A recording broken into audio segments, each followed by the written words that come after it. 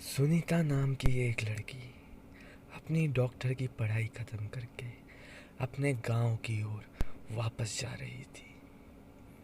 वो बहुत खुश थी और अपने पिताजी को फ़ोन करके उसने बता दिया था कि वो शाम की 5 बजे वाली ट्रेन से अपने गांव की ओर वापस आएगी। उसके पिताजी भी बहुत खुश थे। सुनीता 5 बजे की ट्रेन में बैठकर अपने गांव की ओर रवाना हो गई। मगर उसको जिस बोगी में टिकट मिला था उस बोगी में ज़्यादा भीड़ नहीं थी। धीरे धीरे कर कर लोग उतरने लगे और बोगी खाली होने लगी और उसके सामने वाली सीट पर दो लड़के उसे बुरी तरह से घूर रहे थे, मानो कि मौका मिले तो वो अभी नोच के खा जाए। लेकिन सुनीता ने उन पर बिल्कुल ध्यान नहीं दिया और वो अपनी बैग में से एक किताब निकालकर उसे पढ़ने लगी। रात हो चुकी थी और किताब पढ़ते पढ़ते सुनीता की आंख लग गई और इसी मौके का फ़ायदा उठा के वो दोनों लड़कों ने सुनीता के साथ बलात्कार करना शुरू कर दिया। क्योंकि रात हो चुकी थी और ट्रेन में कोई ज़्यादा व्यक्ति नहीं थे, बस वो दो लड़के और सुनीता थी।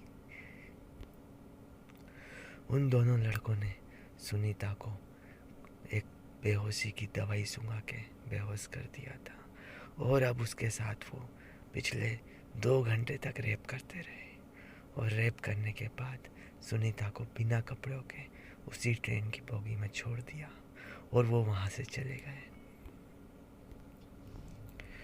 जब सुबह सुनीता की आँख खुली तो उसने देखा कि उसके शरीर पर एक भी कपड़ा नहीं है और उसके जिस्म पर उंगलियों के और पंजों के निशान पड़े हुए हैं। उन दरिंदों ने उसे नोच खाया था। सुनीता देख अपने आप को रोने लगी, पर उस वक्त तक भी ट्रेन में कोई नहीं आया था। बस सुनीता का गांव आने ही वाला था। सुबह के 5 बज चुके थे। सुनीता ने अपने कपड़े पहने और गांव में उतर गई। जैसे ही वो रेलवे स्टेशन पर उतरी, उसके पिताजी उसका इंतज़ार कर रहे थे। वह अपने पिताजी को देखकर फूट फूट कर रोने लगी। उसके पिताजी डर गए। उसके पिताजी ने उससे पूछा कि बेटा क्या हुआ, तू रो क्यों रही है? तो सुनीता कुछ भी नहीं बोल पा रही थी। सुनीता के पिताजी उसे अपने घर ले गए और घर ले जाके सुनीता को सुला दिया। अब सुनीता गुमसुम सी बैठी हुई है। सुनीता के पिताजी सुनीता से पूछ रहे हैं कि बेटा बताओ क्या हुआ, पर सुनीता कुछ भी बताने के काबिल नहीं है। सुनीता बहुत डर चुकी थी और वो बताए भी तो कैसे बताए। लेकिन सुनीता के पिताजी समझ जाते हैं कि सुनीता के साथ कुछ तो बहुत बुरा हुआ है और वो उसकी ऐसी हालत देखकर और भी श्योर हो जाते हैं कि हो ना हो उसके साथ बलात्कार हुआ है। सुनीता के पिताजी सुनीता को बोलते हैं, बेटा कौन थे वो लड़के? तो सुनीता रोने लगती है ज़ोर ज़ोर से और फिर अपने पिताजी को पूरी बात बताती है और बहुत रोती है। उसके पिताजी सुनीता को हिम्मत देते हैं और बोलते हैं, बेटा अपने को ऐसे हार नहीं मानना है। सुनीता और उसके पिताजी पुलिस स्टेशन जाते हैं उन दरिंदों की एफआईआर लिखवाने। और पुलिस स्टेशन में जाकर जब वो एफआईआर लिखवा रहे होते हैं तो पुलिस वाले भी उनसे बहुत गंदे गंदे सवाल पूछते हैं, जैसे कि उन्होंने तुम्हें कहाँ कहाँ छुआ, कैसे तुम्हारा बलात्कार किया।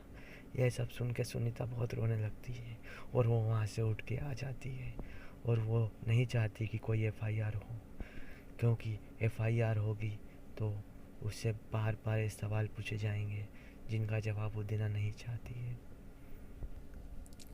अब सुनीता उस हादसे के बाद से इतनी डर चुकी थी कि वो किसी भी लड़के से बात नहीं करती। कोई भी लड़का अगर उसके पास आता तो उसे बहुत डर लगने लगता उससे। वो लड़कों से दूर रहने लगी। अब उस हादसे को बीते हुए 3 महीने हो चुके थे। सुनीता एक बार अपने गांव में अपने खेत पे जा रही थी। दोपहर का समय था, 1:30 बज रही थी। गांव में खेत की ओर जाते हुए उसे रास्ते में फिर से दो लड़के मिलते हैं।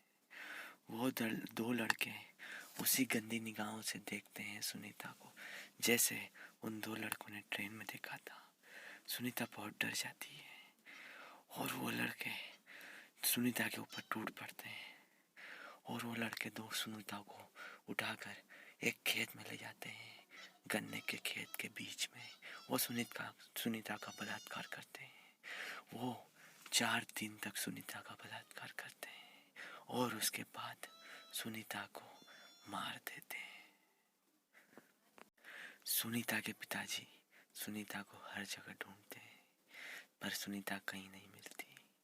फिर एक दिन गांव में एक छोटे बच्चे को सुनीता की लाश दिखती है।